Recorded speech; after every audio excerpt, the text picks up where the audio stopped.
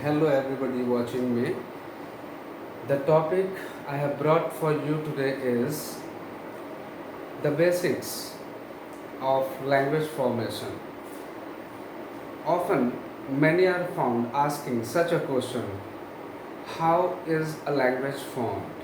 And the easiest of all the answers to answer them is a language is comprised of sentences, and sentences have their some kinds, and those sentences are used in three tenses. And once we get to know how the three kinds of the five kinds of sentences are used in three kinds of tenses, it becomes very easy for all of us to understand, especially for the beginners to understand कि भाषा का निर्माण कैसे होता है, कहाँ से शुरू करें और कहाँ ख़त्म करें।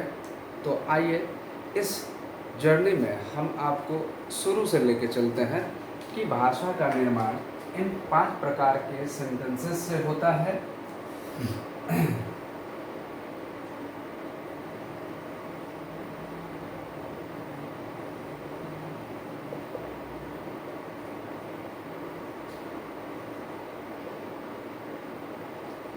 Kinds of sentences. Sentences have their 5 kinds, but again we can ask कि किस लिहाज से। तो sentences अपने फंक्शन के लिहाज से 5 प्रकार के होते हैं।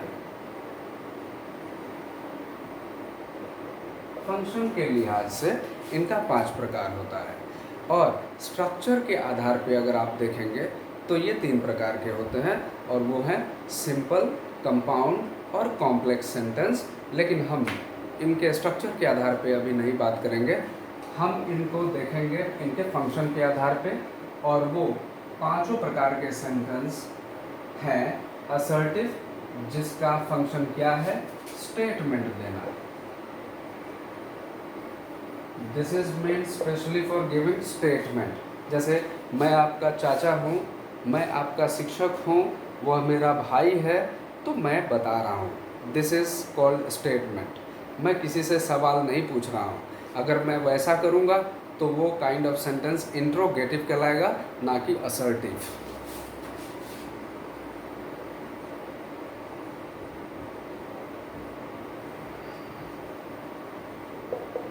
Interrogative sentence has this function. It asks question. The third kind of sentence is imperative sentence, which is specially meant for, ये किस लिए होता है, या तो रिक्वेस्ट करने के लिए। अगर किसी सेंटेंस से रिक्वेस्ट करने का बोध पता चले, रिक्वेस्ट करने का कुछ पता चले, तो आप समझिए वो इम्परेटिव सेंटेंस है। और advice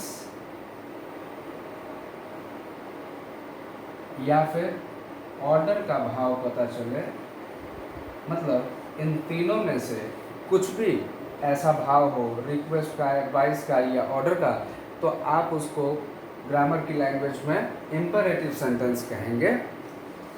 number 4, that is exclamatory sentence. तो आप देख सकते हैं कि असर्टिव का कुछ अलग गुण है, इसका फंक्शन अलग है।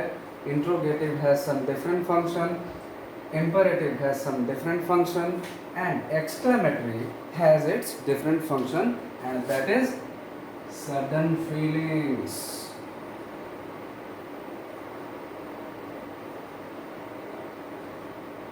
यानी इसमें विस्मय का भाव दिखाया जाता है, अचानक उठी भावनाओं को व्यक्त किया जाता है। जैसे हम निजी जीवन में, आम जीवन में हम इसका प्रयोग करते हैं, वाह कितना सुंदर घर है, तो यह एक विस्मय का भाव है। ऐसे सभी सेंटेंस खुशी में या दुख में या पीड़ा में, किसी भी प्रकार ऐसी स्थिति में इन सेंटेंसेस का हम आम तौर पे प्रयोग रोज करते हैं, और इन्हीं को हम एक्सक्लेमेटरी सेंटेंस कहते हैं।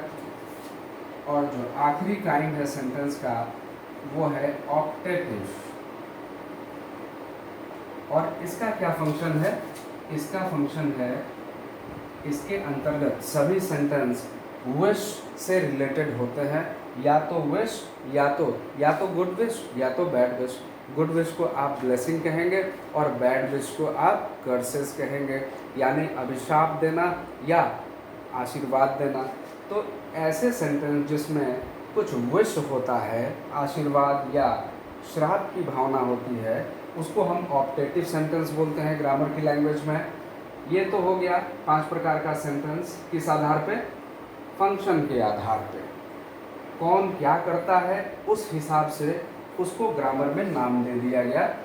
स्टेटमेंट देने वाले सेंटेंस असर्टिव कहलाएंगे, क्वेश्चन पूछने वाले इंट्रोगेटिव कहलाएंगे, रिक्वेस्ट एडवाइस आदि करने वाले इंपेरेटिव कहलाएंगे, सडन फीलिंग से रिलेटेड जो सेंटेंस होंगे उनको आप एक्सक्लेमेटरी कहेंगे, और विश यानी आशीर्वाद या श्राप से रिलेटेड कोई भी सेंटेंस आप किसी भी भाषा में जब आप बात करते हैं तो उनको ऐसा ही कहेंगे, ऑप्टेटिव या तो असर्टिव, इंट्रोगेटिव, इंपेरेटिव, एक्सक्लेमेटरी या ऑप्टेटिव सेंटेंस कहेंगे।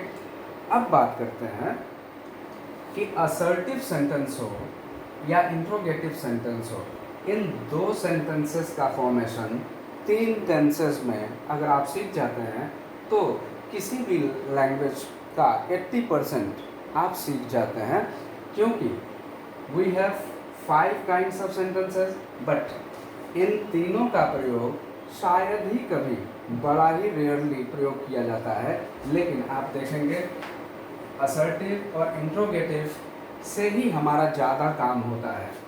बुक्स को आप देखेंगे, बुक्स में असर्टिव सेंटेंस का शुरू से अंत तक प्रयोग है और कुछ क्वेश्चंस भी उसमें पूछे जाते हैं। शायद ही कोई रिक्वेस्ट, एडवाइस और ऑर्डर की बातें आती हैं, आती भी हैं तो बहुत कम मात्रा में आती हैं। तो द कंक्लूजन इज, निष्कर्ष ये हुआ कि असर्टिव और इंटेरोगेटिव को अगर हम तीनों टेंस में सीख लेते हैं तो 80% कमांड हमारे पास हो जाएगा।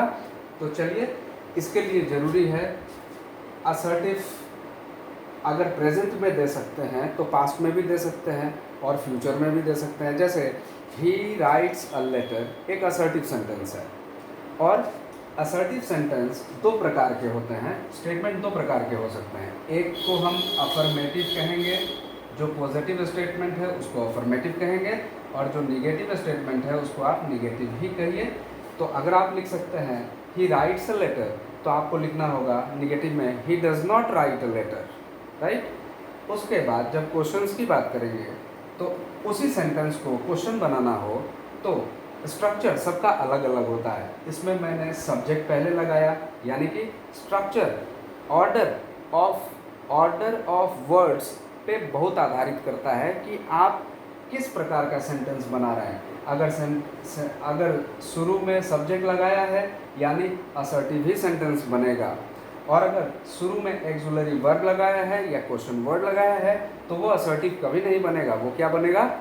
वो इंटेरोगेटिव क्वेश्चन ही बनेगा। और इंटेरोगेटिव 2 प्रकार के होते हैं, इंट्रोगेटिव भी यस नो क्वेश्चंस होते हैं और WH क्वेश्चंस होते हैं। तो चलिए एक बार यहाँ ये देखिए कि अफर्मेटिव प्रेजेंट में हो सकता है ही राइट्स अ लेटर, तो पास्ट में भी हो सकता है ही रोट अ लेटर, तो फ्यूचर में भी हो सकता है he will write a letter, right. It means assertive का प्रयोग तीनों टेंस में हमको जानना होगा।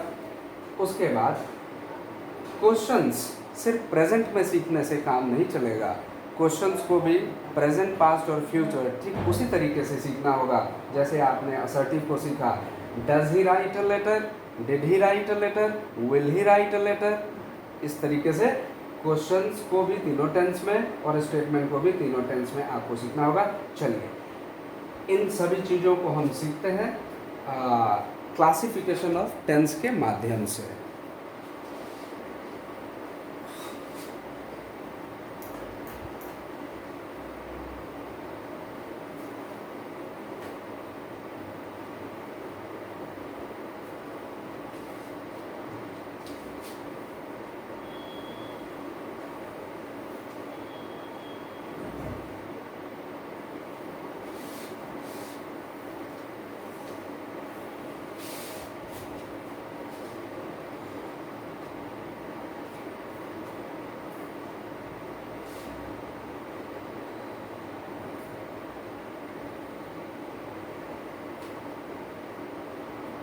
Let's classify these three tenses into four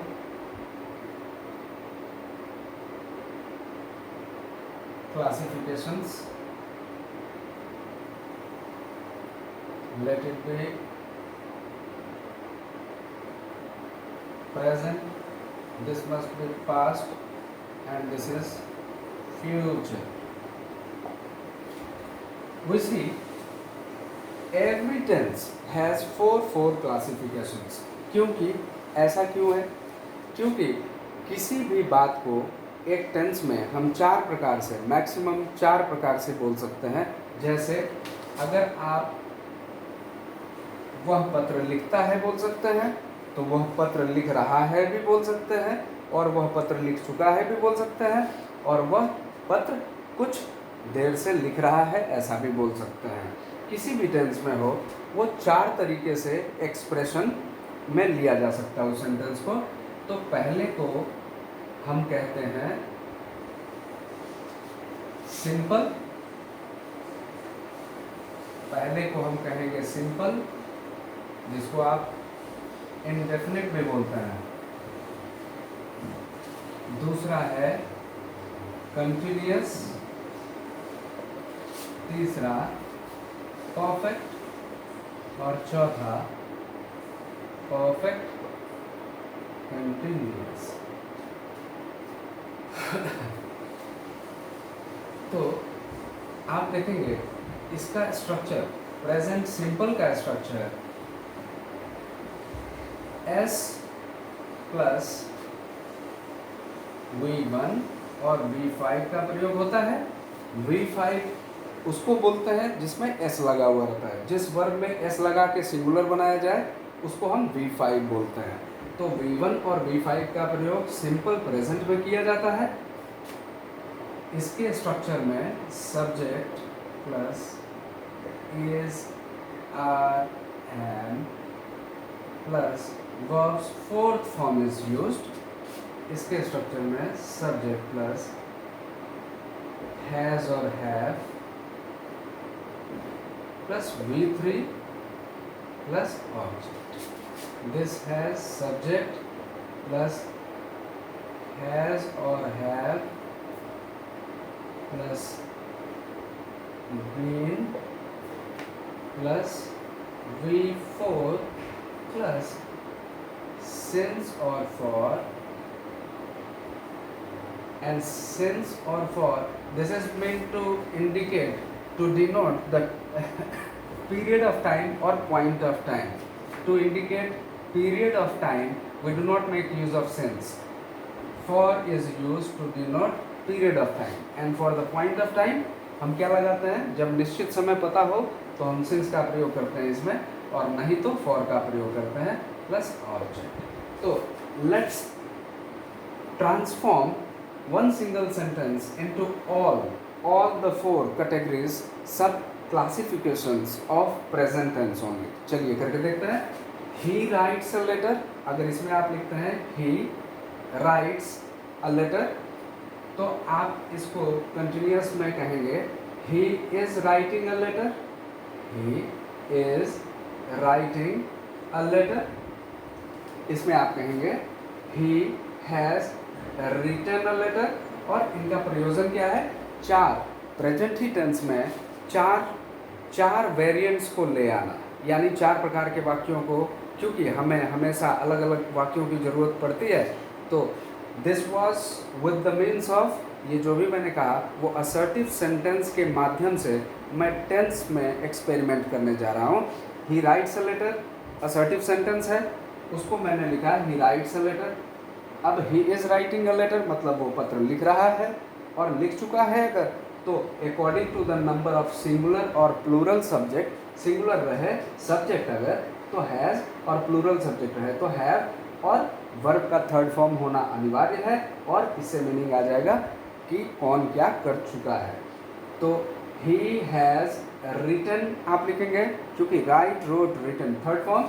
he has written a letter and he has been writing a letter. आप ऑब्जेक्ट यहाँ पे भी दे सकते हैं, लास्ट में भी आता है. तो he has been writing a letter for half an hour बोल सकते हैं, वो आधे घंटे से एक पत्र लिख रहा है, तो यहाँ आपने देखा वो पत्र लिखता है। तो this simple present talks about the habit, this talks about the continuity of action, कि अभी क्या हो रहा है, और ये बात करता है कि क्या हो गया है जिसका असर अभी भी बना हुआ है, यानी मैंने खाना खाया है, I have written, he has written, he has written means वो लिख लिया और वो पत्र उसके पास ही है, अगर आप चाहें तो देख सकते हैं। And he has been writing, it means time से रिलेटेड कंटिन्यूटी को दिखाएंगे कि कितने समय से कौन किस काम को करते आ रहा है। तो यू कैन बेटर अंडरस्टैंड कि present tense has 4 classifications to express 4 different kinds of assertive sentences. आपने देखा, लिखता है, लिख रहा है, लिख चुका है और लिखते आ रहा है, यानी लिख भी चुका है कुछ और ख़त्म भी नहीं हुआ है, अभी चल रहा है, क्योंकि इसमें लिख चुका भी है और कंटिन्यूअस भी है। इसका मतलब ये हो भी चुका है और हो भी रहा है। तो all such sentences are kept under this classification of present perfect continuous tense. And talking about simple past, subject makes use of V2 plus object, यानी किसने क्या किया आप इसमें बता सकते हैं। पास्ट एक्टिविटी है जो हो गया, तो ही रोट, राइट का रोट कर देंगे, यानी वही सेंटेंस आपने प्रेजेंट में देखा 4 वेरिएशन में।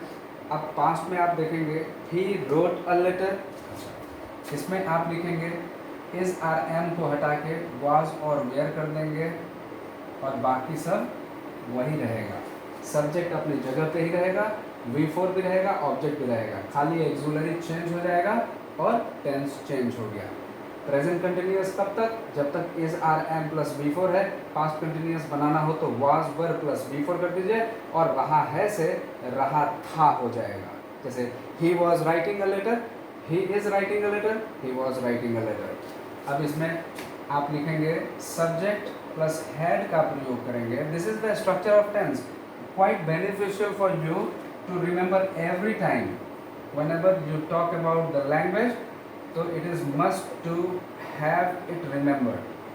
Verbs third form आपके इस perfect column में हमेशा verb का third form आएगा, and this has had been is used instead of have been, यानी has been have been की जगह had been लगा दीजिए और बाकी सब वही रहेगा। जैसे आपने इज आर एम की जगह वाज वेयर लगाया, हैड बीन लगा के बाकी सब वही रहेगा। और इसमें आप प्रेडिक्ट करते हैं future tense, as we all know that it is meant for prediction. हम भविष्यवाणी करते हैं, हम आगे की बातें बताते हैं, जैसे मैं तुम्हारी मदद करूँगा, आगे की बातें बताते हैं। तो हम इसमें लिखेंगे मैं एक पत्र लिखूँगा, तो आपको लिखना होगा सब्जेक्ट जो भी हो विल और शैल के साथ, विल और शैल प्लस वर्ब का first form plus object. This is the structure, ये है सिस्टम। इस सिस्टम को अगर आप बदलेंगे तो काइंड भी बदल जाएगा सेंटेंस का।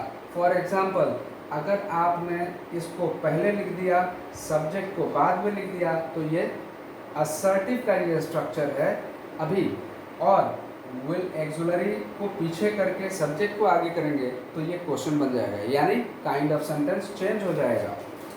Now talking about future continuous, तो इसमें आप विल बी या शैल बी का प्रयोग करते हैं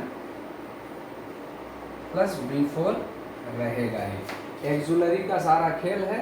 अगर आपको कहना है लिख रहा है तो ही इज राइटिंग, लिख रहा था तो ही वॉज राइटिंग, और लिख रहा होगा अगर आप ऐसा उम्मीद जताते हैं तो ही विल बी राइटिंग, और लिख चुका होगा तो will have, will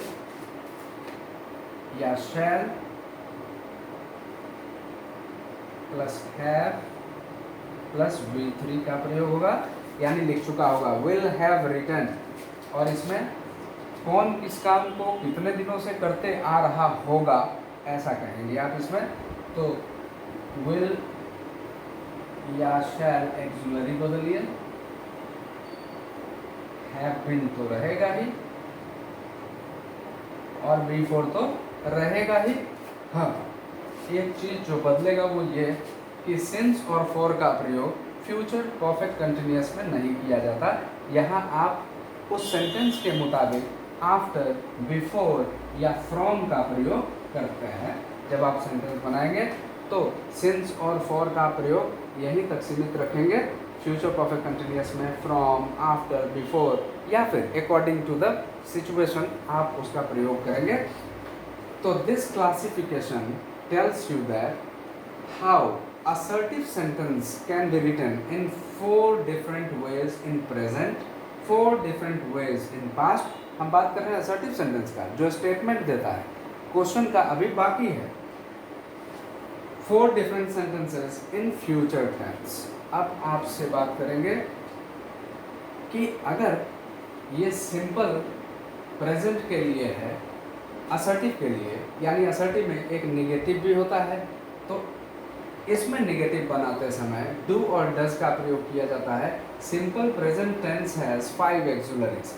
do, does, is, are, am. Is, are, am are used to show some kind of condition and relation. And when you want to tell something about habit of somebody, जब किसी का आदत बताना हो तो is, are, M का जरूरत नहीं है, आप V1 और V5 लगाइए। और ऐसे सेंटेंस को निगेटिव बनाने के लिए डू और डज का प्रयोग किया जाता है। और सिंगुलर के लिए डज, जब अगर सब्जेक्ट सिंगुलर हो तो आप डज का प्रयोग करते हैं, और अगर सब्जेक्ट प्लूरल हो तो आप V1 का प्रयोग करते हैं। देखने की बात यह है कि नाउन में एस लगने पे वो सिंगुलर से प्लूरल बन जाता है, लेकिन वर्ब में एस लगाते ही कोई भी वर्ब सिंगुलर बन जाता है। तो अगर यहाँ राम है सब्जेक्ट तो यहाँ राइट्स होगा, ही है तो राइट्स होगा, क्योंकि सिंगुलर सब्जेक्ट के साथ सिंगुलर वर्ब का प्रयोग किया जाना चाहिए। ठीक उसी प्रकार से आप लिखेंगे negative, he does not right.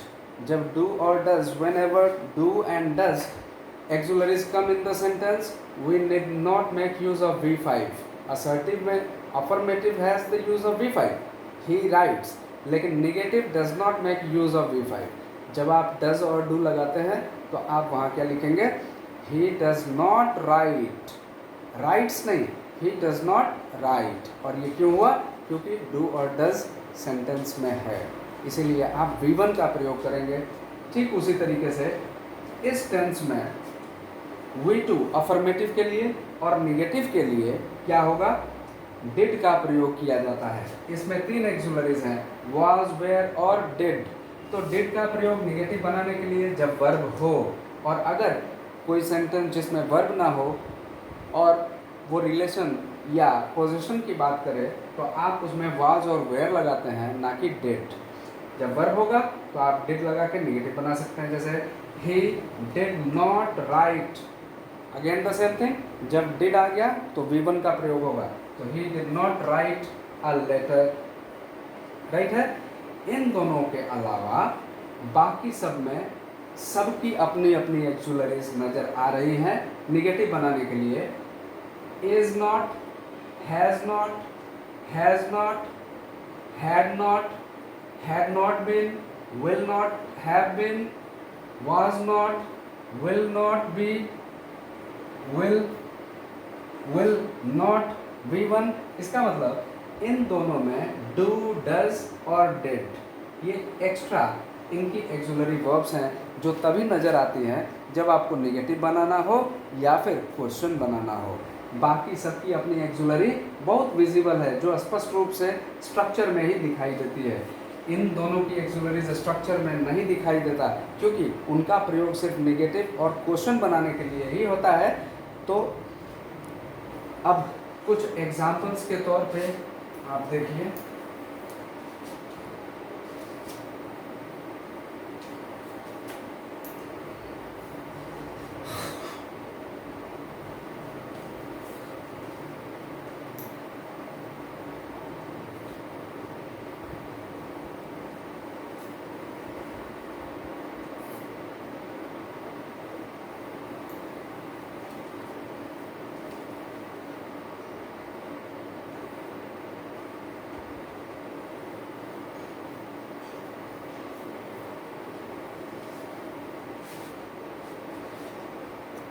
Suppose it is the case of simple present। simple present has the use of V5 or V1. It means he writes a letter. It is affirmative. ये अभी assertive sentence की बात चल रही है. Assertive sentence. Negative में आप कैसे लिखेंगे इसको? he is singular, third person singular number, एक आदमी है, इसलिए आप डू और डज में से डज चुनेंगे. he does not write a letter. दूसरी बात, ये तो असर्टिव हुआ. अब इसको इंट्रोगेटिव करना हो तो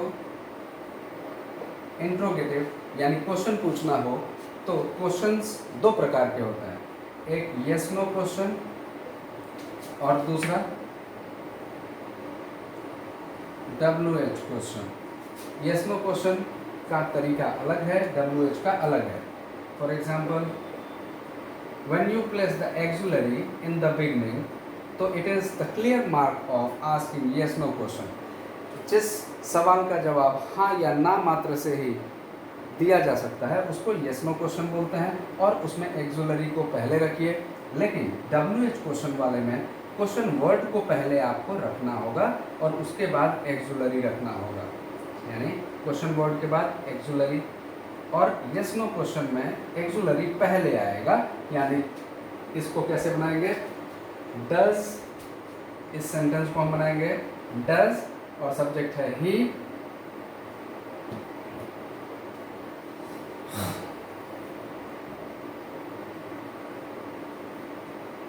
does he write a letter. यह है सिंपल प्रेजेंट का यस नो क्वेश्चन. मैंने कहा था एक्सुलरी पहले, सब्जेक्ट, उसके बाद वर्ब का फॉर्म और उसके बाद ऑब्जेक्ट. अब क्वेश्चन वर्ड वाला बनाना हो तो क्वेश्चन वर्ड चुनना होगा, फिर एक्सुलरी लगाना होगा. व्हाट एक क्वेश्चन वर्ड है, उसके बाद एक्सुलरी लगाना है तो डज लगाएंगे क्योंकि हमारा सब्जेक्ट ही है. व्हाट डज ही, और वर्ब का कौन सा फॉर्म होगा? वो V1 होगा. What does he write, what does he write, and the answer is he writes a letter. तो इन दोनों सेंटेंस से आप उत्तर पाते हैं और इन दोनों सेंटेंस से आप क्वेश्चन पूछ पाते हैं.